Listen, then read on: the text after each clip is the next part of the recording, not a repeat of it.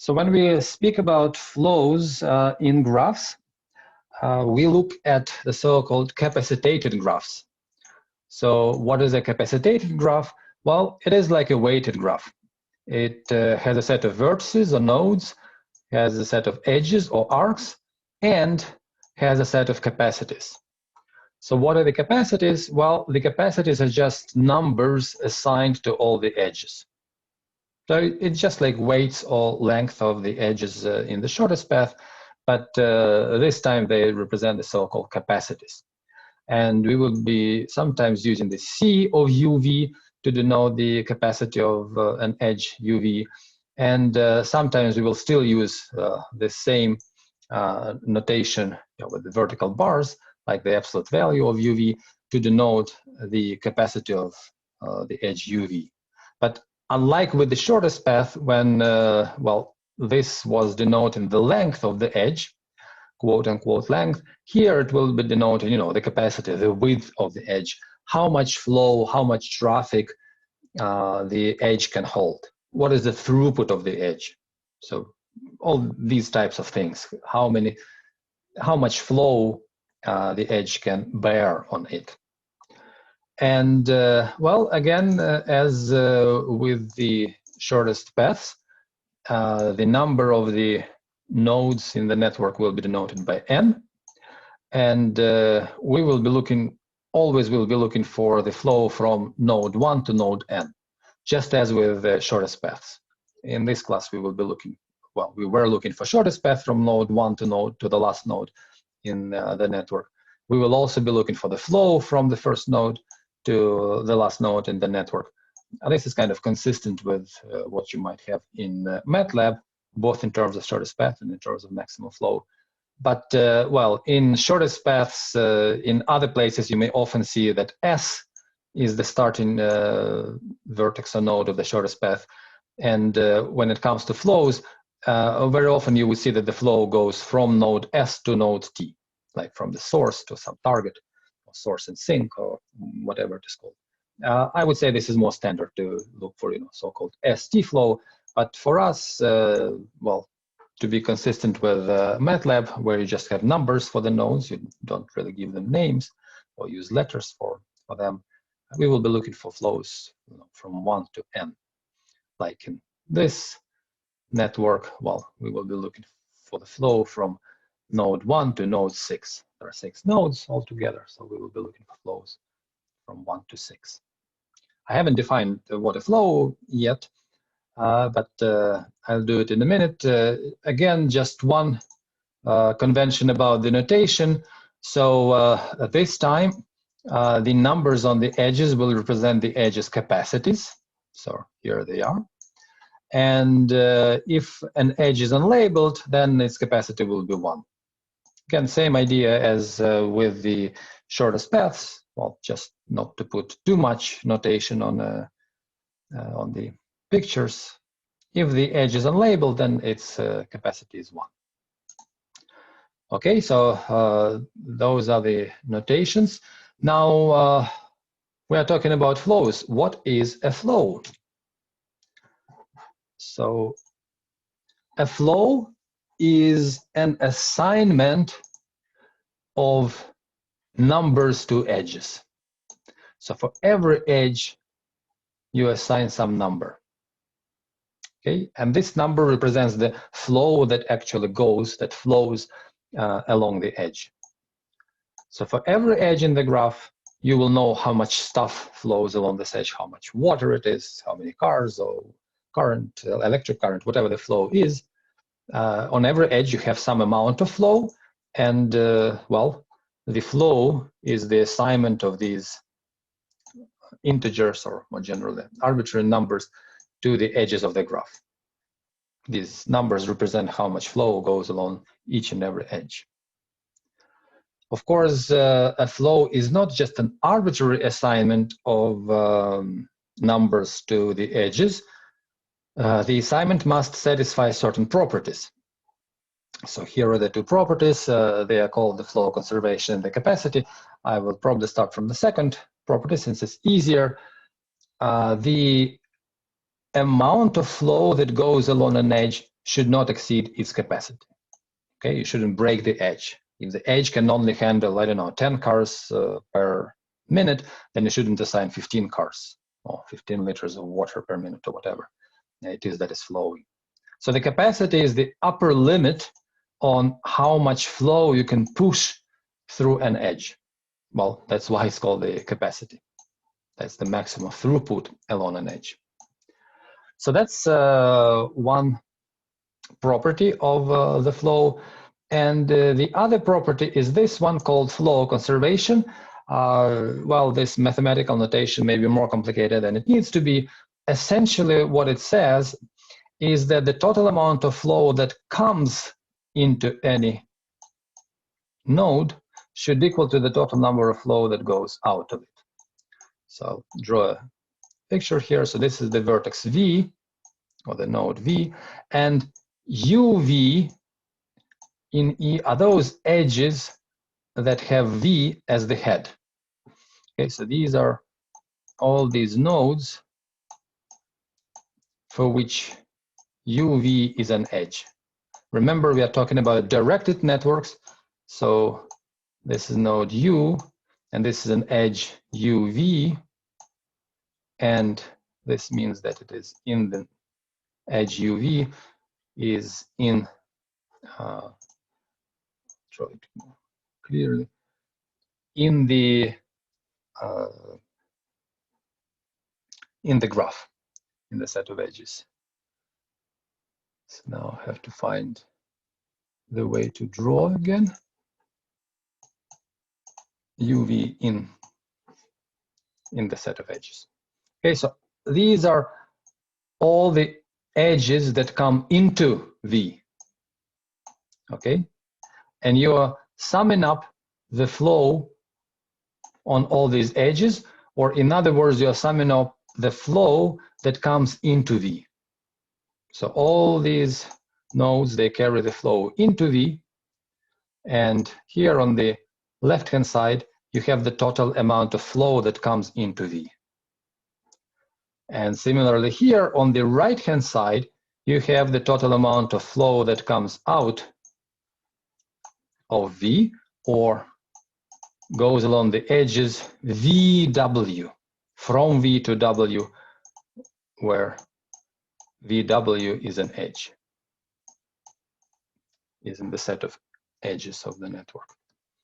Okay, so essentially all that this condition says is that the amount of flow that comes into V should equal to the amount of flow that comes out of V. So V is not a source, not a sink of a flow. The flow just goes through it. Okay, and this flow conservation should hold for all vertices except for the first and the last. Okay, so of course the flow originates in node 1, so no flow comes into 1, and the last vertex is a sink, no flow comes out. But in any intermediate node in the network, there shouldn't be any excess of flow that comes out. There shouldn't be any deficit of the flow. So whatever comes in, comes out. In words, this just says whatever comes in, comes out. Okay, so any questions on the definition of the flow?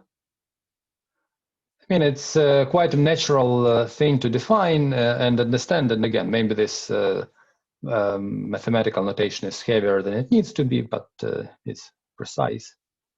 And that's the definition.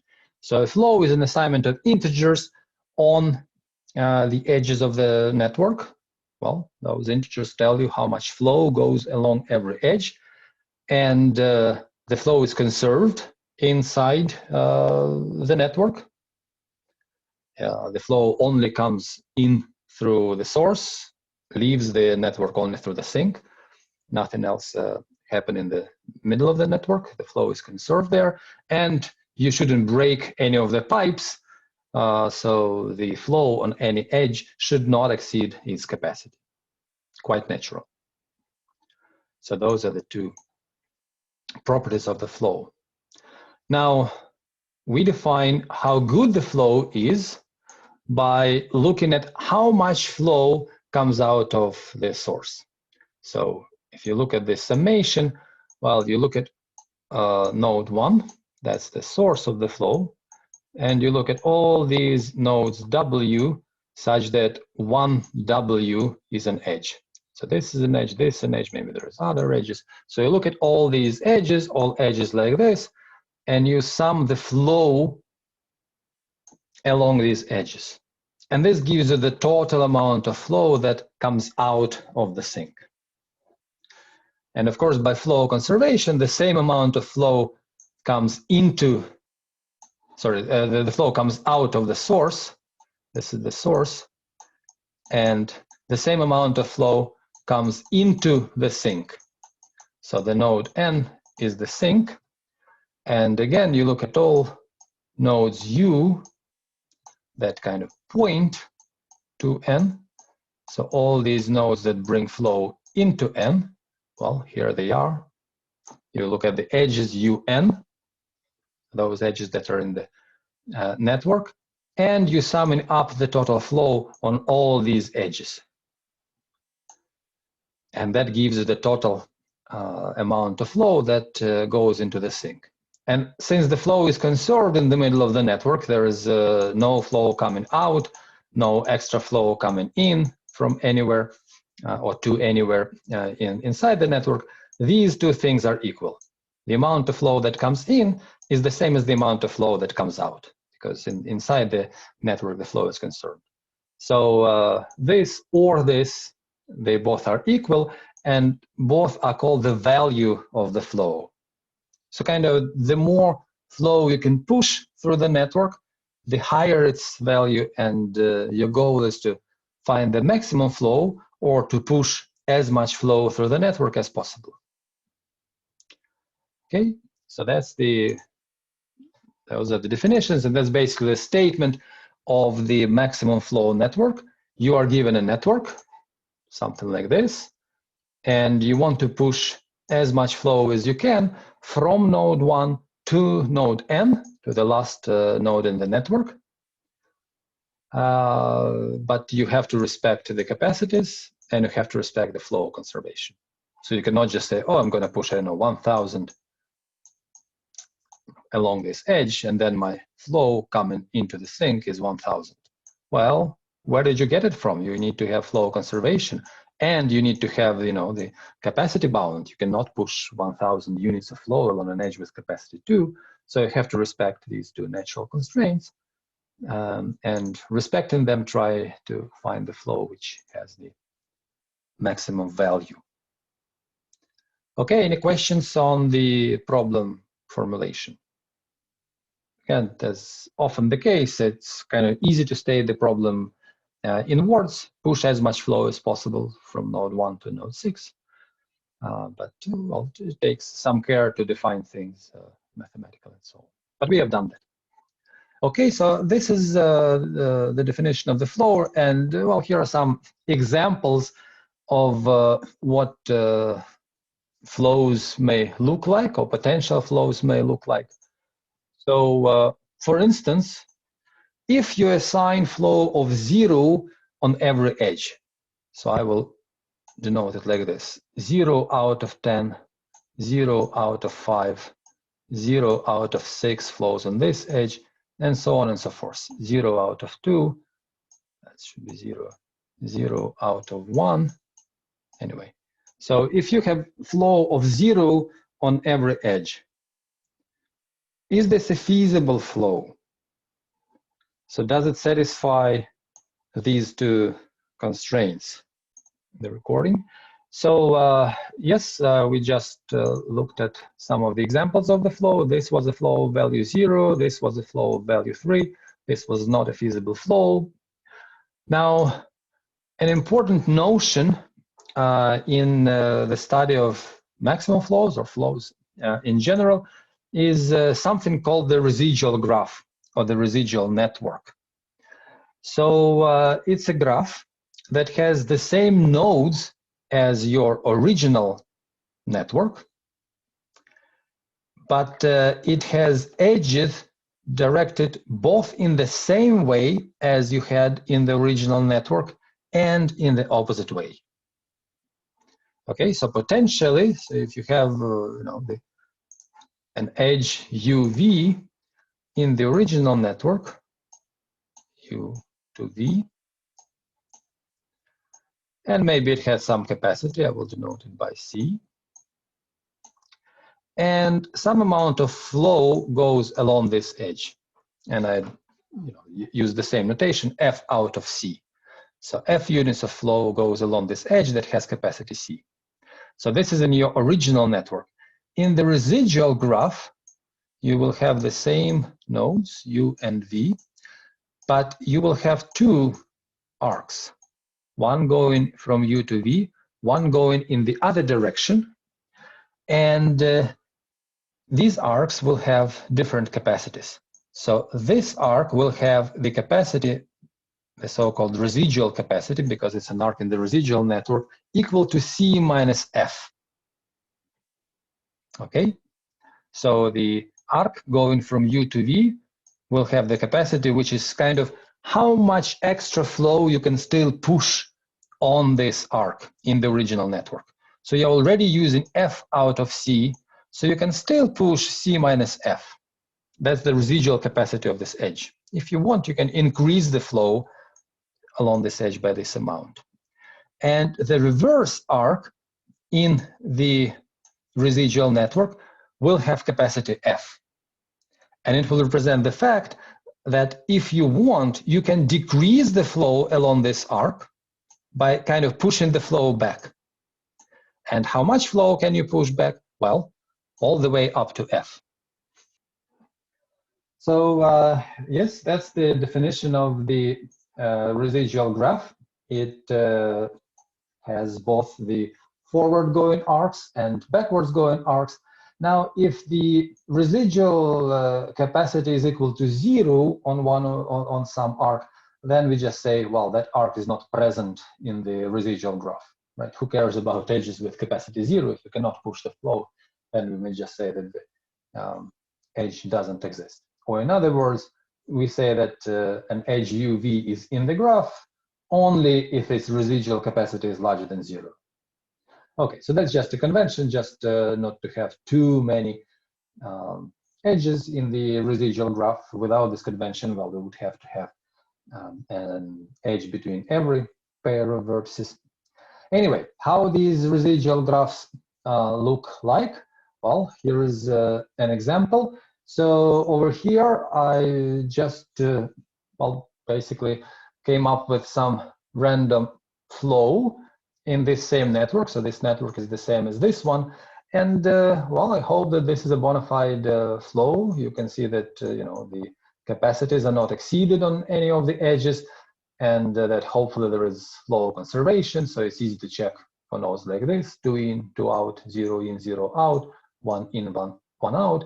And well, over here, 3 comes in, 1 plus 2 comes out. So yes, that's a bona fide flow. And let's see how the residual network looks like for this flow. And here it is. So this is the original network with some flow, and this is the residual network for that flow. Again, the residual network has all the same nodes as the original network. And well, the edges, it has more or less the same edges, but some of the edges become bidirected, or you have 2 edges in the residual network instead of 1 in the original network. And it may also happen that some of the edges disappear from the residual network because the residual capacity is 0. But let's really do this example edge by edge, see what the edges of the residual network are and what their residual capacities are. Okay, so let's start from this edge. So it's an edge of capacity 10 along which 3 units of flow go. So we have the same direction edge going from 1 to 2 in the residual network. So this original edge was going from 1 to 2, and the residual edge, or the edge in the residual network, goes from 1 to 2. And what is the residual capacity of this edge? Well, it is 7. Why? Because 7 is 10 minus 3. So you are already pushing 3 units of flow along this edge. You can still push 7 more. Okay. Remember that the residual capacity of the forward edge is the capacity minus how much flow you already have on the edge. So it tells you how much flow you can still push along this edge, residual capacity. And then we also have the opposite edge, or the reverse arc in the residual network, going from 2 to 1. And the capacity of that reverse arc is equal to 3, is equal to how much flow you are pushing along this edge. So here is the 3. Okay, so in the original, we have 3 out of 10. In the residual, we have 2 arcs. The forward arc has 7, the residual capacity 7, because that's 10 minus 3. You can still push 7 units of flow. And the reverse arc has residual capacity 3, because, well, you're pushing 3 units of flow. If you want, you can push 3 units of flow back, quote unquote, back. Pushing flow back means decreasing the flow. So, and by how much can you decrease the flow? Well, you can decrease it by 3. Okay. So any questions how we got from this edge and the flow on it to these 2 edges and their residual capacities? Or is it clear? Well, here is the definition. Forward arc, the residual, how much you can still push. Backward arc is how much is already being pushed. Okay, that's the first stage. The next one, let's take this one. So it has capacity 1 and 1 unit of flow is pushed. So the forward arc is absent. Why? Because the capacity of this arc would be 0, the residual capacity, right? Its capacity is 1, you're pushing 1, so there is 0 extra that you can push. So we just don't include this edge into the network. And the backward, or the reverse arc, will have capacity 1. Why? Because we are pushing 1 unit of flow. Okay, so again, for this arc, it's saturated, so you cannot push any more flow, and hence there is no forward going arc, no such thing. Just like this. And well, there is a backward arc. As usual, backward arc shows how much you can push back, which is really how much you're already pushing. Okay. Same thing for this arc. It's saturated, has capacity 1. So in the residual network, we have a backward arc with capacity 1, which we are not showing because, conventionally capacity is 1. We just keep it unlabeled. Okay, what else? This edge, we are pushing none out of 5. So it has forward capacity 5. We still can push 5. And there is no backward edge because the backward capacity is 0, because we are not pushing anything. So why even bothering creating such an edge in the residual network? Same thing over here. We are pushing 0 out of 1, so there is no backward arc, and the forward arc has capacity 1 in the residual network. We can still push 1 unit of flow. Let's look at this one. We're pushing 2 out of 3, so we can push 2 back. Here it is. And we can still push 1 forward. Here it is. Maybe now that when I circle them, you can't really see them, but I hope now it's more clear. So capacity 2 for the backward arc, because we can push back 2 units of flow, and capacity 1 for the forward arc, because we can still push 1 more unit of flow. Okay, for this one, pushing 2 out of 6, meaning we can still push 4 or push 2 back. For this one, we are pushing 2 out of 2, so there is no forward arc because this is saturated, and we can still push 2 units of flow back. Okay, so edge by edge, we have built the residual network for this network and this particular flow that we have on this network. Okay. Now, what is the use of the residual network? Remember, our goal is to find the maximum flow that we can push from 1 to 6 in the original network, from 1 to 6. Now, how is the residual network useful? The residual network tells us kind of the residual capacity, how much flow we can still push along the edges of the original network.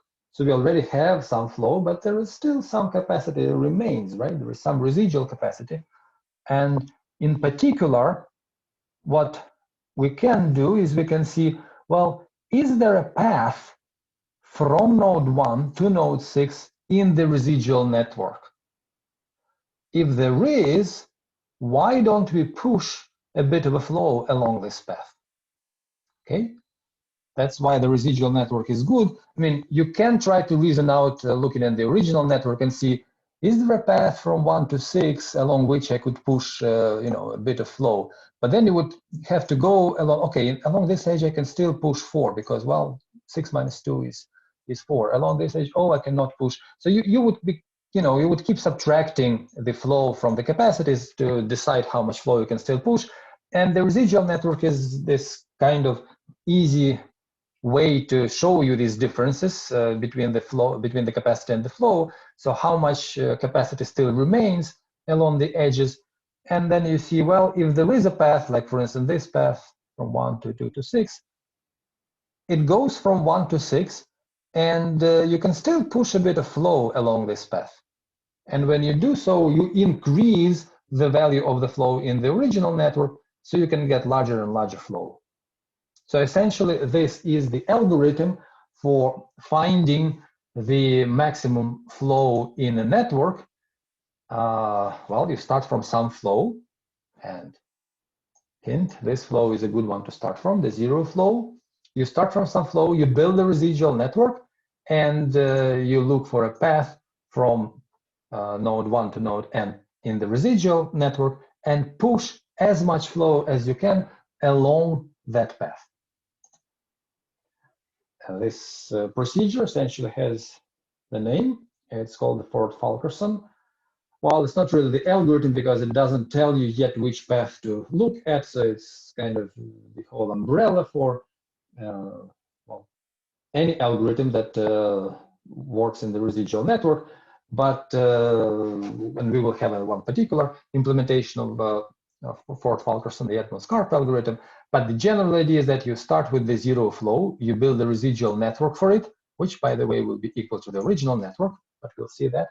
And then over and over and over, you add the flow as much as possible on a path from source to sink in the residual network. Then you update the flow in the original network, then you update the residual network, and do it again. Again, find a path from source to sink in the residual network, push as much flow as you can along this path, or add as much flow as you can, update the flow in the original graph, update the residual graph or residual, and do it over and over again until you can find no more path from 1 to n in the residual network.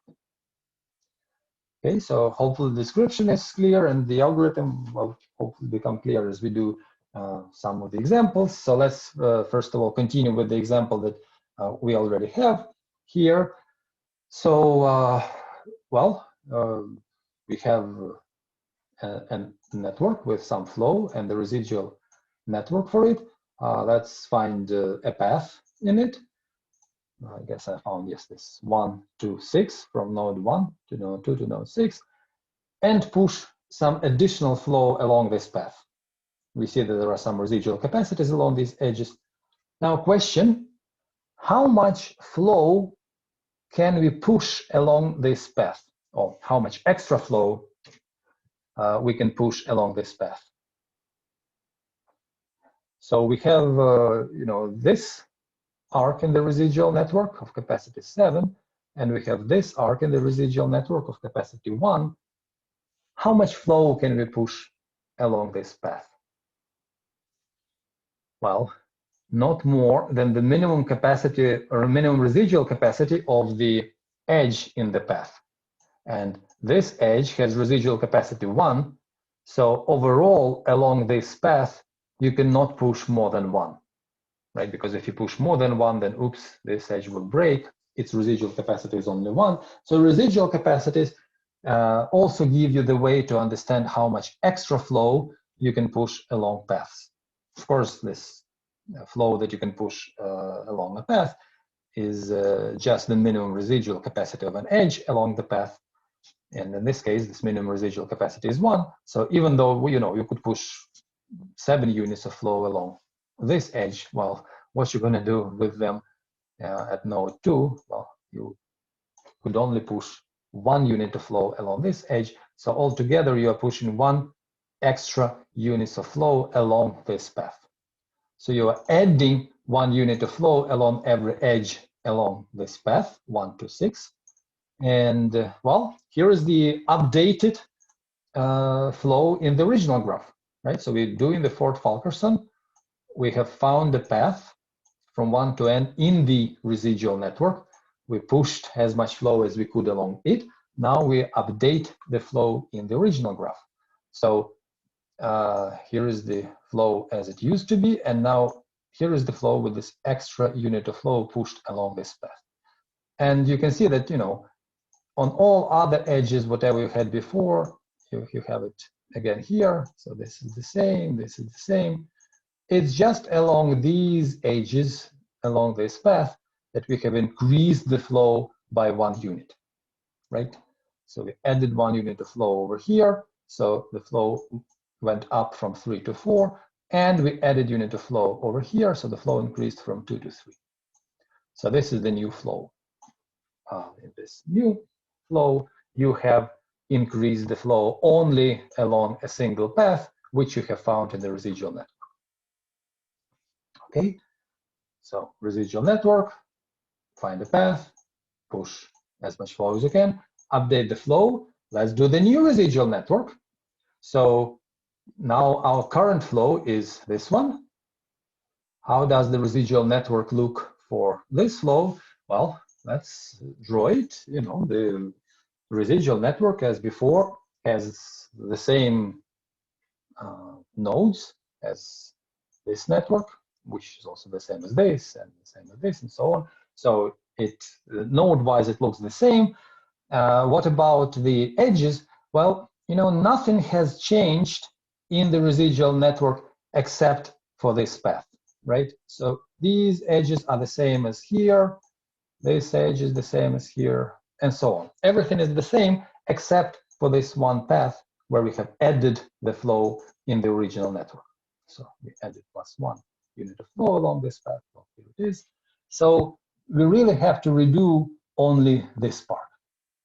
The rest is the same between these two residual networks. But of course, you can start from scratch, look at this flow, and draw the residual network for it. But one way or another, let's pay attention only to the edges along this path.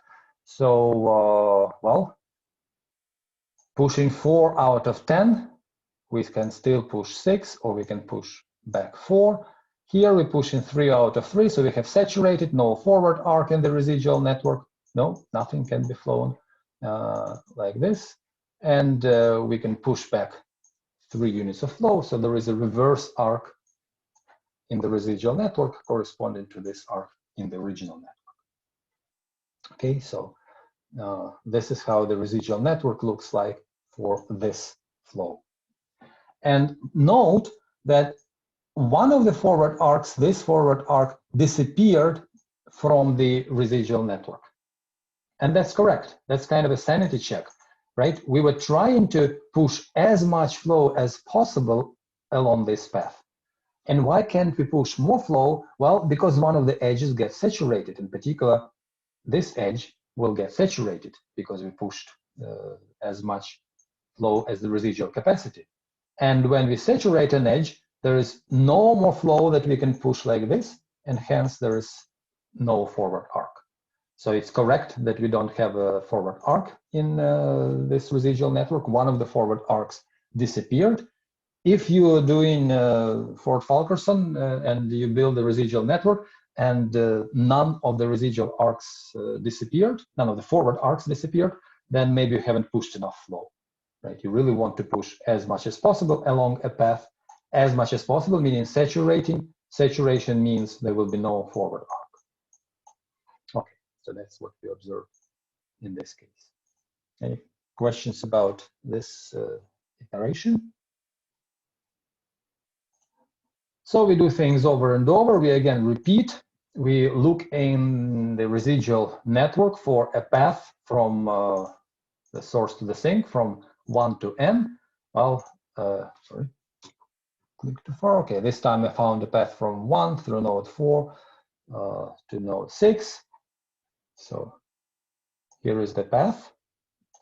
It has residual capacities 5 and 1. How much flow can we push along this path?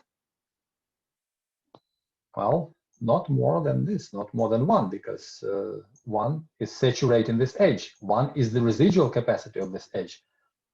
So we are pushing 1 extra unit of flow along this path. We are adding extra unit of flow along this path in the original network. What does the flow become? Well, that's what it is. Everything stays the same, but we have added 1 along every edge in this path. So we updated the flow in the original network. Now it's time to build the residual network. Here's how it looks like. Again, not much changes between this and this. The only changes are along this path. And here is one of the edges that lost a forward arc. There is no more arc like this. It got saturated because there's 1 out of 1 flow is flown along this arc in the original network. So you can only push the flow back 1 unit of flow along this arc in the residual graph. And there is a residual capacity of 4 for this forward arc, and there is a residual capacity of 1 for backward arc going from 4 to 1 in the residual graph. Okay. So that's the residual graph for this network and this flow. Continue the Ford-Fulkerson algorithm. I don't see a path from 1 to n or from 1 to 6 in this residual network. So there is no way I can add more flow going from 1 to n in this residual network. Hence, we have the max flow in the original network. Problem solved. Okay. So that's the algorithm. It's a general idea, and well, an example of its implementation. So you start from 0 flow, you know it's feasible, you build the residual network, and then you start finding the path from source to sink in the residual network, pushing extra flow along it, updating the flow in the original network, rebuilding the residual network, again finding the path in it, and so on and so forth. So that's the Ford-Fulkerson for you. One last note is that, well, there could be various ways to find a path from source to sink in the residual network. We will be doing one specific way, which is called the Edmonds-Karp algorithm or Edmonds-Karp implementation of Ford-Fulkerson. So we will be always pushing flow along path with the smallest number of edges. Okay, so we will look in the residual network and find a path with the smallest number of edges and push the flow along it. Well, how to find it? Well, for small graphs, it's okay if you just, eyeball the graphs and find the path with the minimum number of edges. In general, of course, you can use Dijkstra algorithm, just treat the residual network as an unweighted graph. Finding the path with the minimum number of edges is the same as finding the shortest path in the unweighted graph. So you can use Dijkstra algorithm for that. Okay, so we will do some examples of Edmonds-Karp. One little note, I'll put a link here to the applet which does max flow. I'm not going to play with it right now. You don't have to play with this applet, but if you want, you can. And the applet has much more than you may possibly need in this class, so just ignore those things that don't look familiar to you. Okay, if there are no questions, then I will go to Jamboard and in the remaining 20 minutes do some examples. I don't know, maybe a couple, but let's see how many we do. So I will not, so usually I have this split screen when I'm working on Jamboard where I have the algorithm and the Jamboard kind of side by side, or one on top of the other. But you know, Ford Fulkerson is so simple that I don't know if I really need to keep it. I can also just redraw it. And by the way, if you are following the Jamboard on the Jamboard, not in Zoom, then we are on page 4. And I've started writing here that we do Edmonds Karp implementation of Ford Fulkerson. Well, the general thing is that you start with 0 flow, and then you do the residual graph, and then you push flow in the residual graph from 1 to n, and then you update the flow in G and do new residual graph and so on and so forth. So, but if you want, you can go back to the lectures and see the description of Ford Fulkerson. Okay, so just playing with some examples, you know, just create a network with more or less random capacities. Start from a simple one. So maybe this capacity will be 5. This will be 2, 3, 4, and this will be 1. Okay, so that's a network. And we want to find the maximum flow going from 1 to 4. So how do we do that? Well, we start from flow equals to 0. I don't know if we need to write it like this, but you can. 0 out of 2, 0 out of 1, 0 out of 3. You don't have to do that, but you may. And let's do the residual network for this flow. Again, the edges in the residual, sorry, the vertices in the residual network will be the same as the vertices in the original network. And maybe for your convenience, I can also give you the definition of the residual capacities. So for the forward arc, the residual capacity is how much you can still push. And for the backward arc, the residual capacity is how much flow is already flowing on an edge. So, okay, let's do the residual network, this thing. Let's see, the edge from 1 to 2, I claim that still we will be an edge from 1 to 2. And how much flow can we push in it? Well, we can still push 5 units of flow, or as much as the capacity of the edge.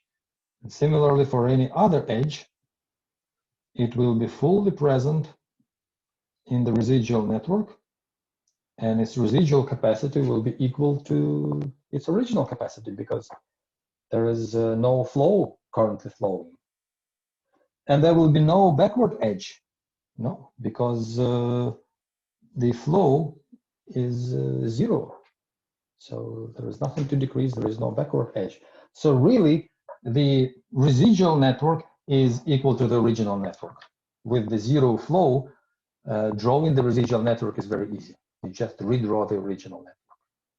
Okay, that's always true. Okay, so we have drawn the residual network. Put that this is G, well, comma F, because we also indicate in the flow, and this is GF, the residual network with respect to the flow. Let's find the path from 1 to 4 in the residual network, having fewest edges. And I think, well, there is no path with a single edge, but there is a path with 2 edges, maybe like this, 1, 3, 4. So let's say that this is the path that we found, 1, 3, 4. How much flow can we push along this path? Well, Let's see for the bottleneck. So this edge in this path is the bottleneck. It has the smallest capacity among all the edges along this path, right? That's the bottleneck. Its capacity is 1, or its residual capacity is 1. So we cannot push more than 1 unit of flow along this path. Well, then let's do that. Let's push 1 unit of flow along this path and see how that changes the flow in the original network. So here's my original network. Well, now the flow on all edges except the edges along this path, the flow stays the same. Only along this path, the flow changes. So we have zero flow over here, zero flow over here, zero flow over here, and we adding 1 unit of flow along the edges of the path, of this path that we have found in the residual network. Good, we have updated the flow in the original network. Let's draw the residual network for the updated flow. Now let's see, I claim that these edges will remain the same because nothing has changed along these edges between this network and this network. So we have only been pushing or changing the flow along this path. So well, nothing changes. We have zero flow here, zero flow here, zero flow here. So we have these edges, well, they just redrawn, or if you don't want to redraw the original and residual network every time, well, you can just update some of the numbers in the networks by erasing or whatever works best for you. But anyway, let's see what kind of edges we have in the residual network between these nodes 1, 3, and 4. So from 1 to 3, we have saturated the edge. That's good. No more flow can be flown along this edge. So in the residual capacity of this edge will be equal to 0. So we are not even drawing this edge from 1 to 3. But the edge from 3 to 1, the backward, well, it can still hold 1 unit of flow, meaning you can send flow back or decrease the flow going from 1 to 3. Okay, so that's the pair of edges, or essentially only one edge between 1 and 3. Now, what about 3 and 4? Well, we can still push 2 units of flow from 3 to 4 because we are pushing 1 and the capacity of the edge is 3. And we can push 1 unit of flow back. Here we go. We have the residual network.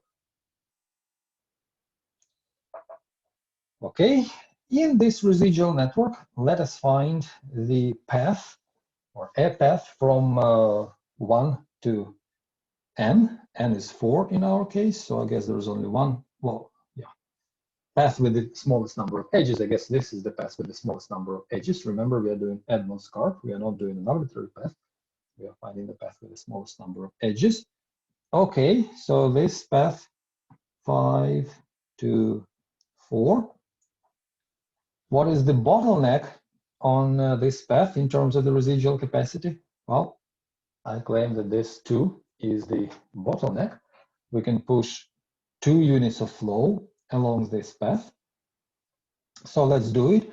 And this time I will not redraw the original network. Instead, I will actually just change the flow along this path in the original network already drawn. So I will push 2 units of flow here and 2 units of flow here. Okay, I'm just saving myself one step of drawing the original network. Okay, now what is the residual network for this flow? Well, it's kind of the same as this one, except that we have to change something along this path, right? No other path was kind of touched, but this path we would have to redo, so I will erase whatever I have along this path right now, and we'll draw the new edges in the residual network, both going backward and forward. Okay, so for the edges from 1 to 2 and 2 to 1, well, I can still push 3 units of flow from 1 to 2, right? Because the capacity of this edge is 5, and I'm only pushing 2 units of flow, so 3 I can still push. And I can push back 2 units of flow. Okay, here are the residual arcs. And let me see. For the other one, did I do it right? So for this one, I can still push 2 units of flow and 2 units of flow back. And that doesn't sound right, because one of the, you remember, one of the edges should have been saturated. So one of the edges in the original network should have been saturated. So in the residual network, there should have been an edge which for which we don't have the backward arc.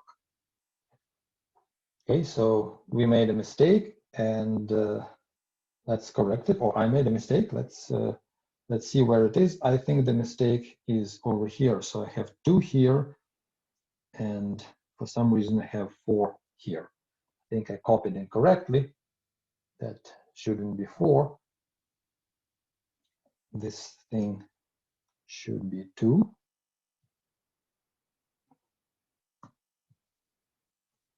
And well, let's nevertheless continue. So here we have a flow. I think we did the push incorrectly, but let's see, we still have a feasible flow here, right? We push 1 unit of flow along this path and 2 units of flow along this path.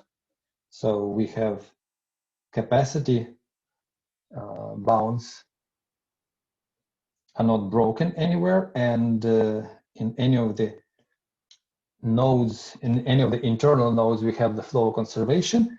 The only thing that we did wrong is that we didn't push as much flow as we could. So along this path from 5 to 2 to 4, we only pushed 2 units of flow, and made a mistake because I thought the residual capacity is 2, while it should be 4. So we can push 2 extra units of flow along this path. Or in other words, yes, we made a mistake of not fully saturating an edge, but nevertheless, this is the residual network for this flow. Right? So this is a feasible flow, and this is this residual network.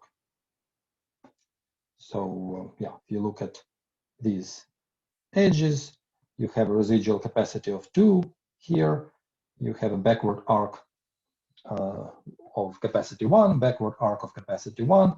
So for this one, you have a forward arc with capacity 3, and the backward arc with capacity 2, and here 2 and 2, because it's 2 out of 4, and here is just 2. So this is a residual network for this flow. We can just continue. So one good thing about Edmonds Karp, and also for one, the same thing is good about Dijkstra, is that you can start at any time and continue. So you can do some of the iterations and then give it to somebody else. Well, this is not how you should work in the groups when solving the homework. But anyway, in principle, you can stop at any point when you have a feasible flow, draw the residual network, and continue increasing it. Similarly as with Dijkstra, you can label some nodes. If the labels are correct, you know, you can lay it off. You don't have to remember what you did before. You can give it to another person and continue. So anyway, here we will continue. We have a feasible flow here. We have the residual network for it. Again, in the residual network, we are looking for a path going from 1 to 4. Well, it will be the same path, 5 to 4, because we didn't saturate it last time. So let's do it now. Along this path, we can still push 2 extra units of flow. So we can increase the flow from 2 to 4 over here, and from 2 to 4 over here on this edge. Okay. So last time we didn't increase it well enough. We realized we didn't do it because there was no saturated edge. Now there is a saturated edge. This edge is saturated. So let's draw the residual network for this flow, the new flow. Again, the only change in the residual network is along this path. So everything else in the residual network will stay the same. Now what happens along this path?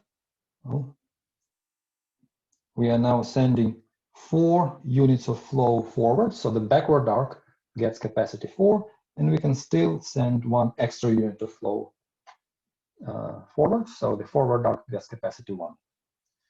And what happens here is that the forward arc disappears. That's exactly what we wanted to have. That's what we didn't have last time, my bad. So we are already sending 4 out of 4, meaning there will be no forward arc. You cannot send anything extra. And how much can you send back? Well, you can send all the 4 units back. So this is the residual network.